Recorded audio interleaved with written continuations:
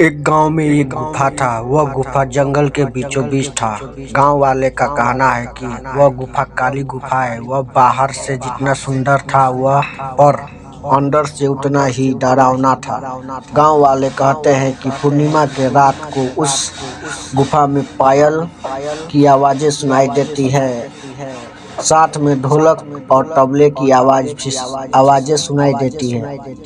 पर आज तक कोई भी नहीं जान पाया कि ये आवाजें उस गुफा से आ रही है या ना।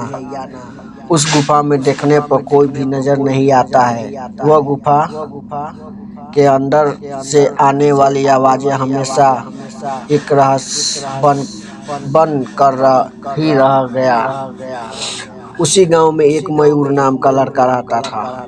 वह सोचने लगा कि हर पूर्णिमा के रात को ही उस गुफा से पायल और ढोलक की आवाजें क्यों आता है। यह सब जानने के लिए मयूर उस गांव के बहुत ही बूढ़े आदमी के पास पहुंचा और मयूर को उस रहस्यमय गुफा के बारे में बता सके। फिर मयूर गांव के सबसे बूढ़े आदमी के पास पहुंचा और उस बूढ़े से उस काली गुफा के बारे में पूछने लगा। तभी वह बूढ़ा बाबा बोलने लगे कि बेटा, कुछ साल पहले उस गुफा में एक तांत्रिक रहता था।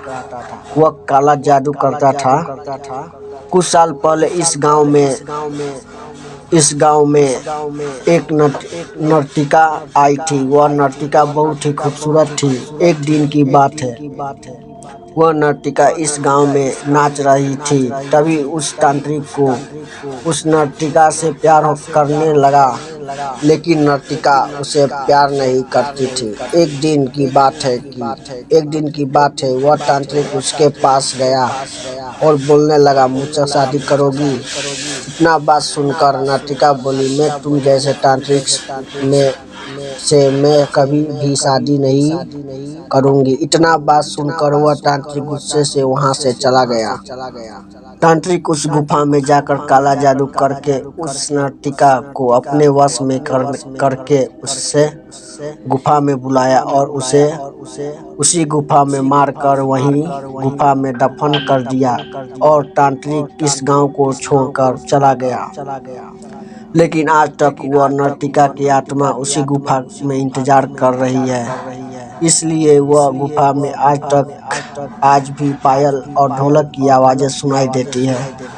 इसी कारण वह काली गुफा का रहस्य हमेशा के लिए उस गुफा में रहस्यमय बन कर रह गया।